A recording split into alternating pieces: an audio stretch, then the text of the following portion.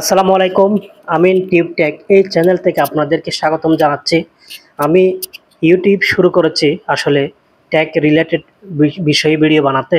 তো তারপরে এখানে মাঝে মাঝে আমাকে কিছু ভিডিও বানাতে হয়, যেটা আমাদের কন্টেন্ট ক্রিয়েটরদের অনেকে বিরোধিতা করে, অনেকে কন্টেন্ট ক্রিয়েটরদের বদনামি করতে চায়। সেজন্য আমি আজকে যার কথা বলবো সে হচ্ছে আমাদের প্রিয় ভাই রিপন মিয়া। রিপন মিয়া ৮-৯ বছর এখানে কষ্ট করতেছে।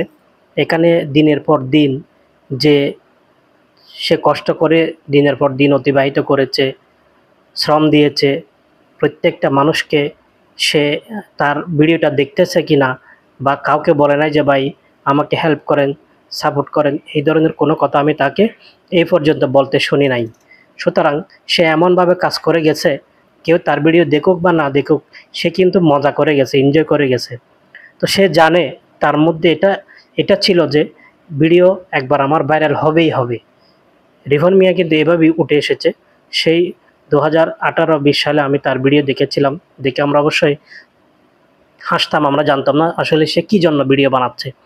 তো ফেসবুকে যে একটা ইনকাম আছে আমরা সেটা পর্যন্ত বুঝতাম না, অথচ সেটা রিপন মিয়া বুঝেছে। হয়তো কেউ তাকে নলেজে দিয়েছে, কিন্তু কাজটা আপনাকেই করতে হবে। আপনি যে কাজটা করবেন সেটা আপনারই কাজ। আপনি কাজ করলেই এখান থেকে অনেক কিছু অর্জন করতে পারবেন। আর কিন্তু কেউ শিখাই দিলেও আপনি নিজে যদি কাজ না করেন তাহলে এখানে কিছু করা সম্ভব না। তো আপনাদের এইটাই বলা যে রিপন মিয়ার সাংবাদিকে রিপন মিয়ার ঘরে গিয়ে রিপন মিয়ার মা বাবা কী বলেছে বা মা কী বলেছে সেটা নিয়ে সাংবাদিক কেন এত তোলপাট? নিশ্চয়ই এই সাংবাদিককে কেউ টাকা দিয়ে কিনেছে। এইরকম এরকম হলুদ সাংবাদিকদের আমরা অবশ্যই ঘৃণা করি এবং তাদেরকে সুযোগ দেওয়া যাবে না। অনেক কন্টেন্ট ক্রিয়েটরের ভবিষ্যৎ নষ্ট করতেছে এইসব হলুদ সাংবাদিকরা। এই হলুদ সাংবাদিকদের অবশ্যই আমাদের এক হাত নেওয়া দরকার। যেখানেই পারবেন তাদেরকে বিতাড়িত করবেন। রিপন মিয়া এত কষ্ট করে সে পুরো ফ্যামিলি চালায়, পুরো পরিবার চালায়। তার একটা ভাই পঙ্গু অবস্থায় আছে এবং সে যখন একটু আর্থিকভাবে সচ্ছল হয়েছে সবাইকে সে দেখাশোনা করতেছে। একটা ভাই পড়তেছে, লেখাপড়া করতেছে। তো তার মা বাবাদের সুন্দর করে সে যখন খরচপাতি দিচ্ছে, সে তার মা বলতেছে যে আরেকটা সাক্ষাৎকারে যে সে বুঝে নাই, সে তাদের পরিবারের সমস্যাগুলো কথা তুলে ধরেছে এই জন্য যাতে রিপন মিয়াকে সবাই সহযোগিতা করে আরও। কিন্তু এই কথাগুলো নিয়ে রিপন মিয়ার যে বিরোধিতা করে ভিডিও বানাবে এই সাংবাদিক, সেজন্য কিন্তু সেটা তিনি আরেক সাক্ষাৎকারে এগুলো বলেছেন। রিপন মিয়া তার মাকে সে যদি 1 লক্ষ টাকা ইনকাম করে, তার মাকে কি 20,000, 15,000, 10,000 টাকা দিচ্ছে না? অবশ্যই দিচ্ছে।